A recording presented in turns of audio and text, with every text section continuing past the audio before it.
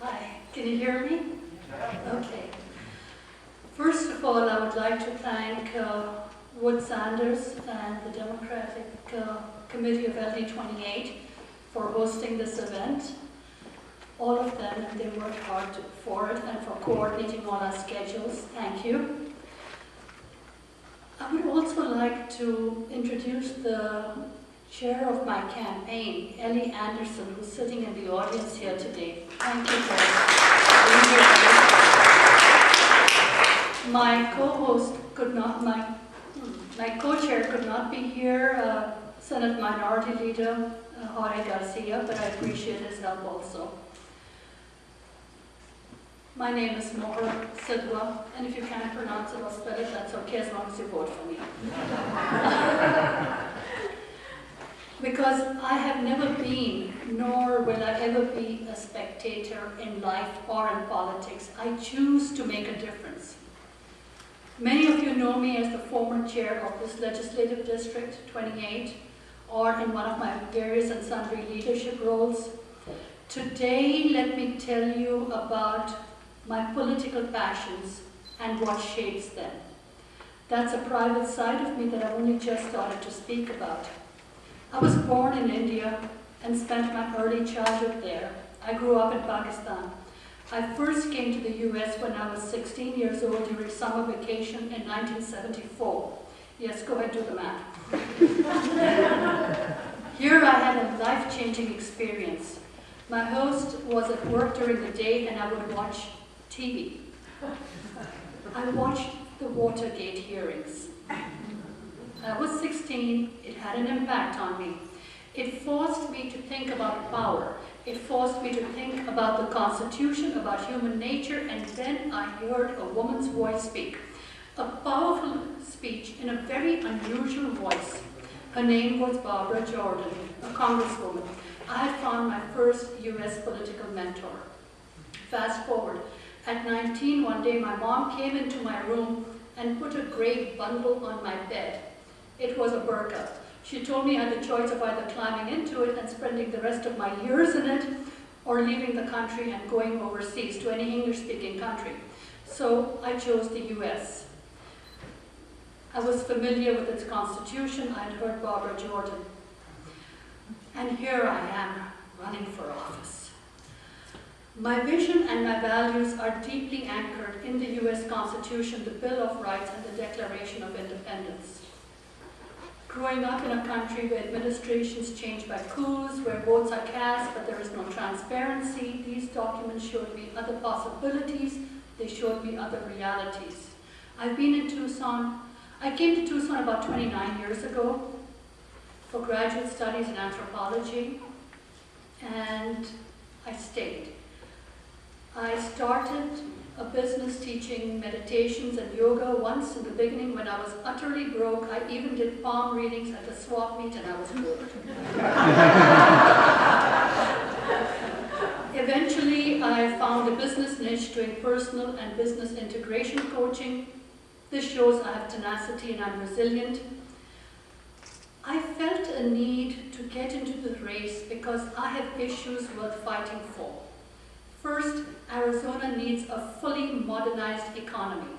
It begins with the forward-looking plans and a sustained respect for excellent education, especially science education, starting in the early grades. These days, the battle is almost lost before we begin, because without good education and science education, there is no way of impressing solid environmental and sustainability values to the whole of the next generation. We do lose this battle because of the lack of understanding between the connectedness between the science literacy, the environment, and the economy. The current state budget. This deficit that we are running right now nearly equals the amount the GOP tax cuts enacted since 1992. They have done a series of, I guess they call it tax cuts, tax giveaways, tax exemptions, tax credits, and because of Prop 102, this has been a permanent drain on the on the state revenues. I do definitely support a repeal of Prop 108. Prop 108.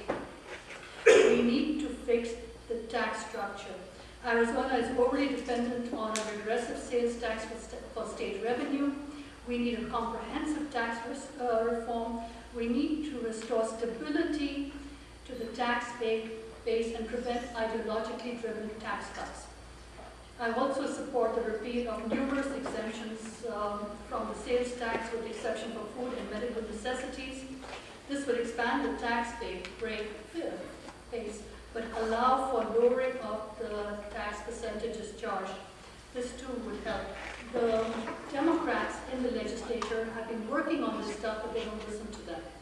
But hopefully we will be able to elect people in District 26 and 30 and make quite a dent in the composition of the legislature. Solving the structural tax issues will help Arizona to diversify and grow, and this will attract more jobs for the future. Once we get back to a semblance of economic solvency, the first priority has got to be a focus on education. Our economic self-interest demands it. This nation was built on discovery and innovation, so we must have our children prepared for 21st century jobs and industries we can't even imagine yet.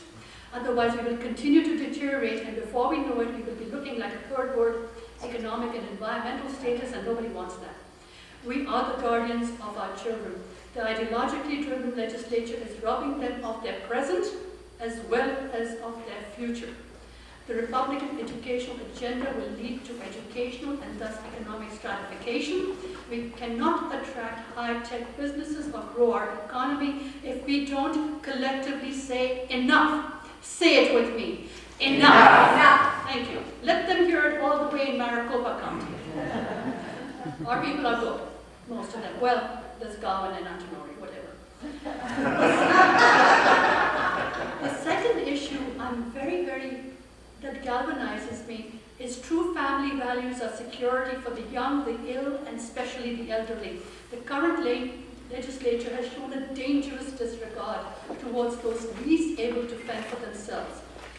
Slashing budgets, and they even want to eliminate hospice care for the dying. They are hurting our children as well. Two groups who cannot vote. This is so cynical. Enough. They are ignorant of long-term economic and social consequences of what they do. Budget priorities are moral decisions on how we see ourselves as a state and how we treat the most vulnerable citizens of our state. We have to fight back and say enough. Say it with me. Enough! Third, I strongly support the true meaning of individual freedoms. I would make sure that individuals have the freedom to decide what is best for them and their families, especially with regards to choices with regards to marriage, family planning, women's health, emergency contraception, and end-of-life issues. How dare a bunch of ideologues dictate to us who we may marry, or who would treat our bodies and how they would treat it with regards to physicians. Say it with me. Enough! Fourth, I refuse to cede any issue to the other side of the aisle. The color red, the flag, patriotism, or morality, they don't have a corner on these. I certainly refuse to cede the issues of business and entrepreneurship to the other side of the aisle. I will fight for and support local businesses. They create jobs and don't demand huge tax breaks and bailouts. I have seen the destructive power of underregulated and large businesses, especially brokerages and the banking and the insurance industry.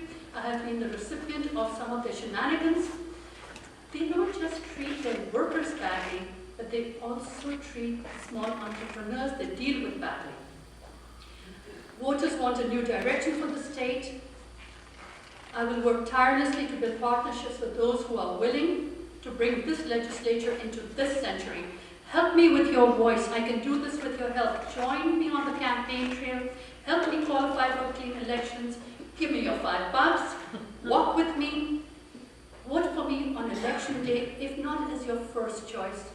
I will gladly be your second choice. I thank you very much.